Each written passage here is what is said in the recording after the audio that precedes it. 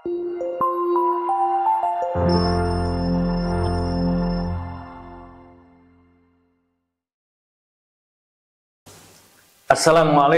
warahmatullahi wabarakatuh. Alhamdulillah walladzi khalaqal mauta wal hayata liyabluwakum ayyukum ahsanu amala. Asyhadu an la ilaha illallah wahdahu la syarikalah wa asyhadu anna Muhammadan abduhu wa rasuluhu la nabiyya ba'da. Allahumma shalli wa sallim wa barik ala Muhammadin wa ala alihi wa ashabihi ajmain. Pemirsa di mana saja berada, tidak ada satu orang pun manusia yang tidak ingin hidup bahagia. Kebahagiaan adalah merupakan cita-cita yang wajar, yang normal bagi orang yang memiliki akal waras. Begitu banyak Allah Subhanahu wa Ta'ala memberikan kabar kepada kita agar kita hidup berbahagia.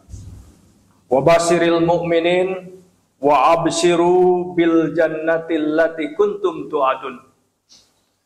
Oleh sebab itu, pemirsa Umatan TV dimanapun berada,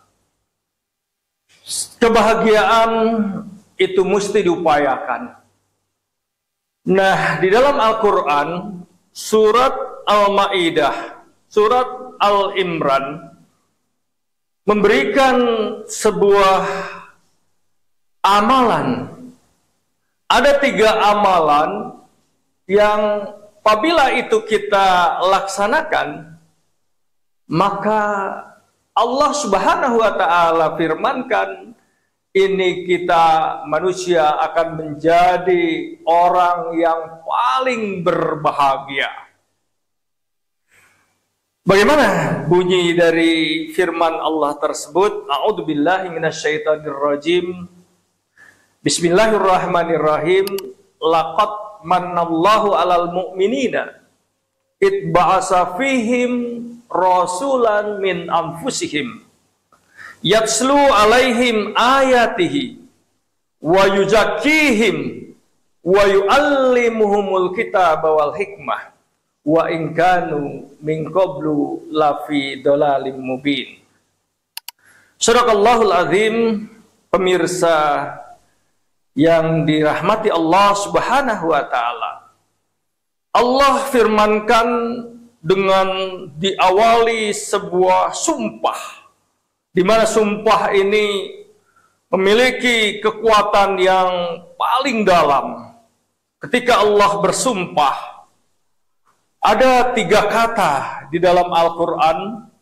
Yang pertama, Allah bersumpah dengan kata inna. Yang kedua, Allah bersumpah dengan kata qad. Dan yang ketiga, Allah bersumpah dengan kata laqad. Dan di dalam ayat ini, surat Al-Imran ayat 164, Allah menggunakan kata laqad manallahu 'alal mu'minina.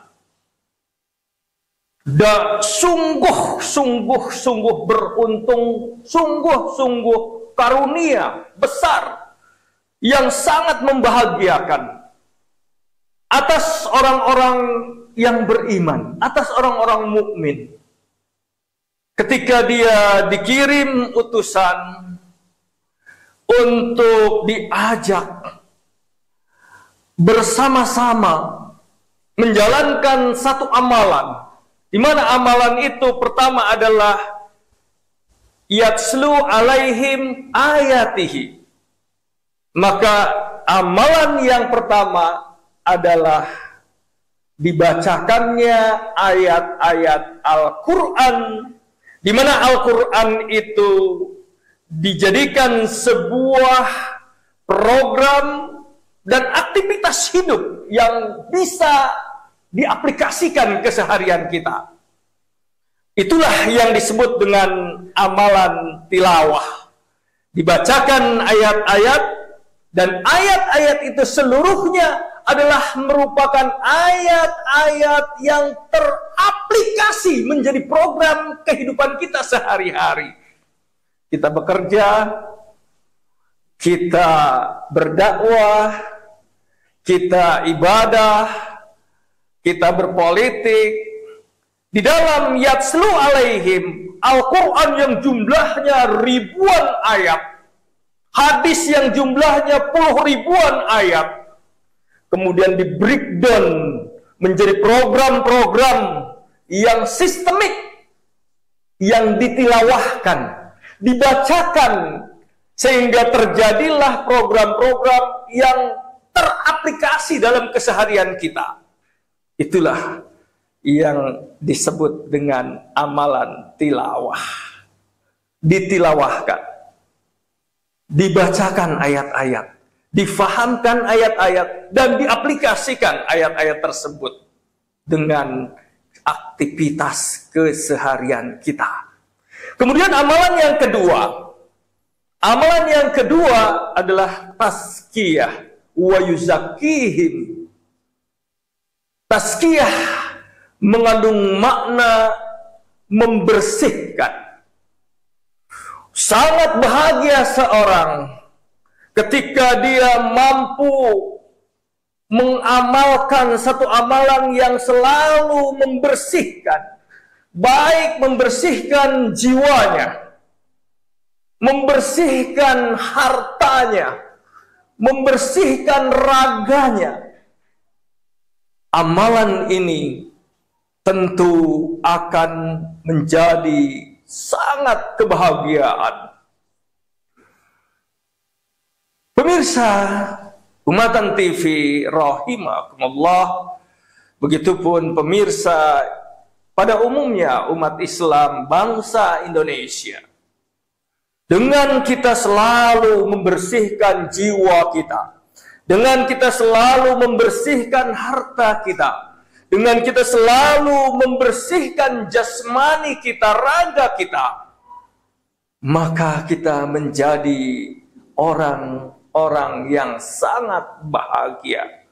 Membersihkan jiwa dengan dia sadar, dengan niat tabah, bertaubat kepada Allah. Membersihkan jiwa dengan keinginan memperbaiki imannya, memperbaiki jiwanya agar lebih baik lagi.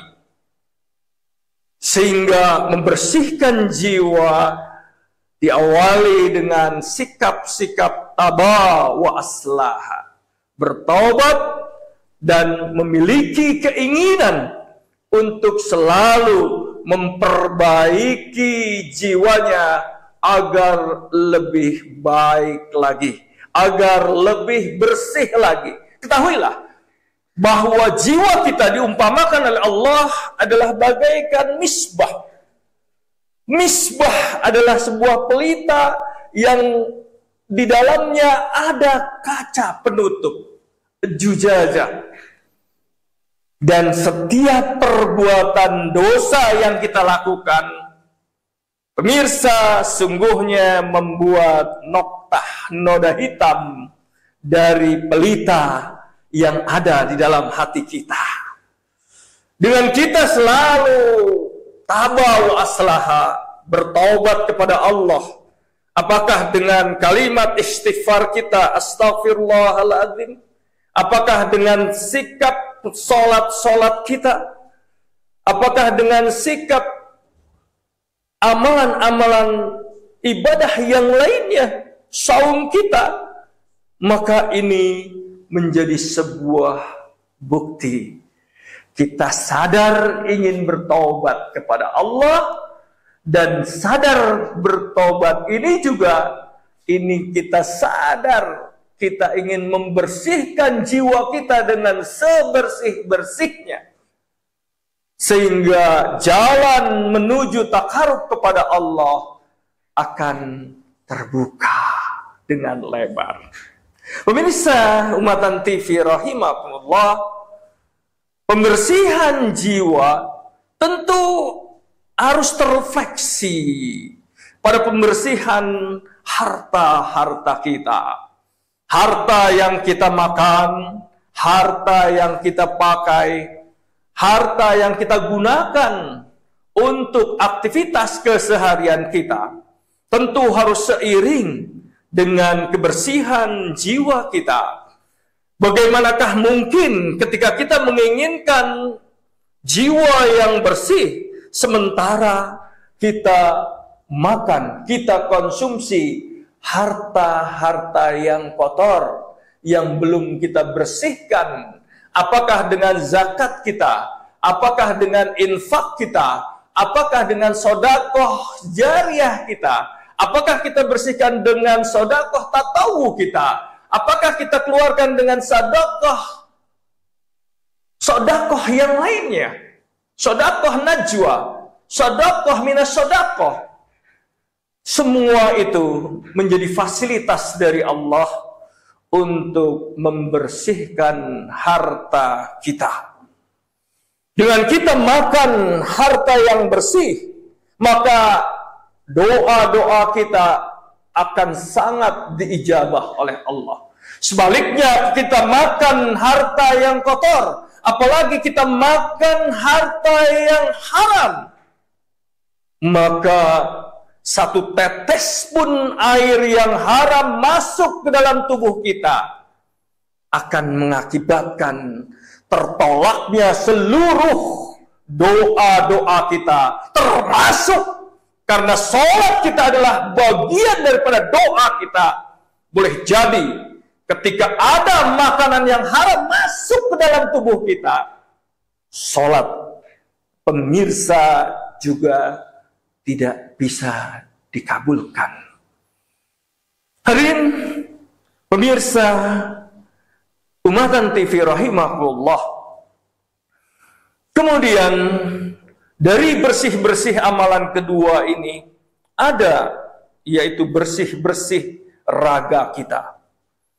Dengan kita membersihkan jasmani kita, maka ini akan berefek kepada eksistensi kenyamanan. Dengan kita mandi, dengan kita bersikat gigi, dengan kita bersisir, dengan kita menggunakan wangi-wangian, menggunakan pakaian yang bersih, tentu akan memberikan kenyamanan terhadap kita sendiri. Walhasil kenyamanan itu membuat kita bahagia, membuat kita lebih sehat, membuat kita lebih percaya diri. Pemirsa Umatan TV rahimakumullah, itulah garis besar dari amalan yang kedua, tazkiyah. Kemudian amalan yang ketiga adalah taklim. Wa yu'allimuhumul kitaba wal hikmah. Wa in kanu min qablu lafi dhalalim mubin. Sepanjang kehidupan manusia, kalau dia menyatakan diri sebagai mukmin, laqad manallahu alal mu'min, maka dia harus memiliki jadwal-jadwal taklim dalam hidupnya. Nonsen orang bahagia, dia tidak punya jadwal taklim yang tetap. Dia tidak punya jadwal taklim yang rutin. Dia tidak punya jadwal taklim yang terevaluasi.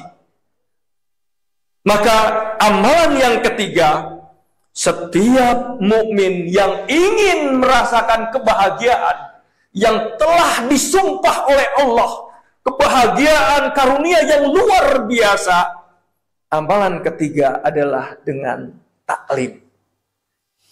Taklim menjadi satu jalan bagaimana eksistensi diri kita sebagai hamba Allah, saling kenal mengenal sesama orang mukmin yang lain, tafahuman, ta'arufan. Kita saling di tempat taklim itu, tentu orang yang datang ke tempat taklim adalah orang-orang yang menginginkan kebaikan di tempat taklim adalah orang-orang yang menginginkan agar imannya progres maju ke depan. Sehingga taklim yang pertama adalah membangun hubungan silaturahim dengan ta'arufan, saling kenal mengenal. Setelah kita ada di dalam taklim, bukan saja kita belum bicara bagaimana fadilah menuntut ilmu. Ini merupakan suatu karunia, merupakan satu kewajiban. Tetapi kita ingin bahas dulu, ketika taklim ini menjadi suatu amalan yang akan membahagiakan umat manusia, saling kenal mengenal, banyak kawan, banyak sahabat. Dan akhirnya dengan perkenalan itu ta'arufan akan meningkat menjadi tafahuman. Saling faham, memahami antara sesama anggota taklim. Dan ini akan menjadi sebuah kenikmatan. Betapa dahsyatnya ketika kita seorang manusia yang tidak luput daripada ujian dan cobaan. Kemudian kita memiliki taklim, di taklim itu telah terjadi saling kenal mengenal, yang pada akhirnya kita ingin berusaha saling memahami antara kawan-kawan kita di majelis taklim. Itulah tafahuman, saling faham, memahami. Barulah saja kita menceritakan tentang keberatan, tentang problematika yang sedang kita hadapi. Pada hakikatnya apa yang beban yang kita keluarkan kemudian didengarkan dengan baik dengan sahabat kita di taklim, sungguhnya itu merupakan separuh daripada solusi untuk menyelesaikan problematika itu sendiri. Pemirsa Umatan TV rahimakumullah, tafahuman. Setelah tafahuman, sahabat kita mendengarkan, dia mampu memahami apa yang sedang kita hadapi, maka akan muncul satu status setelah tafahuman akan meningkat menjadi ta'awunan. Ta'awunan, saling tolong menolong. Pemirsa Umatan TV, kita bisa rasakan betapa dahsyatnya ketika kita ditolong oleh sahabat-sahabat kita yang ada di majelis taklim. Tentu dengan hawa, tentu dengan suasana, dengan frekuensi volume yang ada di dalam taklim, membangun, meningkatkan takarub, membangun keimanan kita kepada Allah. Maka barangkali di antara kawan ada yang bisa membantu memiliki kelapangan. Apakah itu kelapangan rizki, apakah itu kelapangan waktu, apakah itu kelapangan tenaga. Kiranya sudah selayaknya kawan-kawan persahabatan di dalam taklim tidak segan-segan untuk membantu, menolong. Itulah faidah daripada taklim yang akan memberikan kebahagiaan kepada kita. Ta'awunan, saling tolong menolong. Selanjutnya, pemirsa Umatan TV rahimakumullah, setelah timbul ta'awunan, maka di dalam taklim itulah dimungkinkan satu status yang lebih indah lagi, yaitu ta'awunan. Ta'awunan. Ta'awunan meningkat menjadi takafulan. Maaf, takafulan. Yang terakhir ini menjadi takafulan. Saya ulangi. Ta'arufan, tafahuman, ta'awunan, dan takafulan. Takaful adalah sikap senasib sepenanggungan. Senasib dalam menghadapi dakwah, senasib sepenanggungan dalam menghadapi ujian problematika yang kita hadapi. Maka dengan terjalinnya harmonisasi di antara anggota-anggota taklim, maka ini menjadi satu kebahagiaan yang akan memberikan nilai-nilai ketakwaan, kebahagiaan yang akan meningkatkan iman dan takwa kita.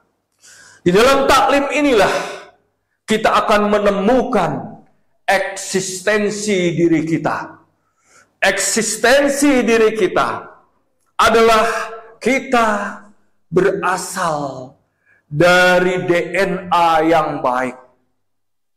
Maka bertemulah dengan orang-orang baik yang ada di taklim. Maka eksistensi diri kita ini akan terus berkembang dalam kebaikan-kebaikan yang dijadikan program, yang dijadikan aktivitas keseharian kita. Oleh sebab itu, kebahagiaan dalam menjalankan amalan-amalan taklim ini, di dalam taklim inilah nanti akan ditemukan eksistensi akan kebenaran, eksistensi kebenaran jalan hidup kita, eksistensi kebenaran akan perilaku budaya kita, eksistensi kebenaran akan perilaku politik kita, eksistensi kebenaran akan perilaku ekonomi kita. Bahkan seluruh aspek kehidupan nanti kita akan menemukan nilai-nilai kebenaran. Keberadaan diri kita dalam satu komunitas yang benar, maka tidak diragukan lagi. Dengan kita yakin berada dalam komunitas kebenaran, maka kebenaran yang kita geluti ini akan memberikan dampak kebahagiaan.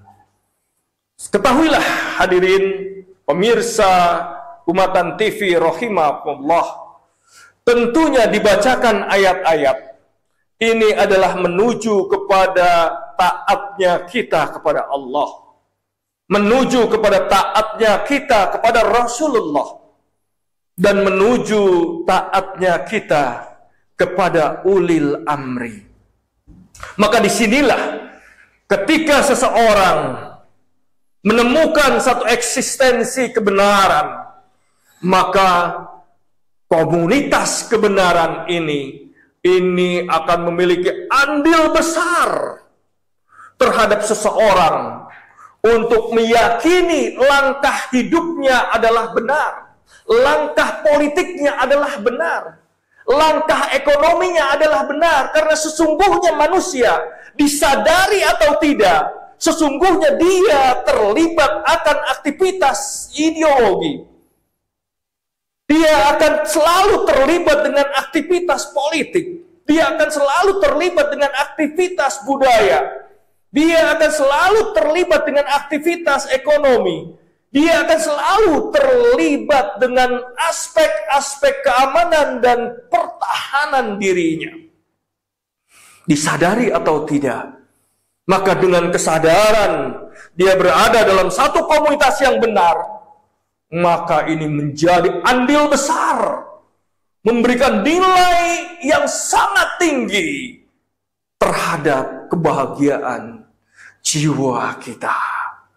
Demikian pemirsa Umatan TV. Semoga apa yang saya sampaikan ini menjadi trigger, menjadi stimulan, menjadi perangsang agar kita berusaha mencari majelis-majelis taklim. Majelis-majelis taklim ini sekali lagi adalah dalam rangka membangun kebahagiaan yang hakiki. Wabillahi taufik wal hidayah. Wassalamualaikum warahmatullahi wabarakatuh.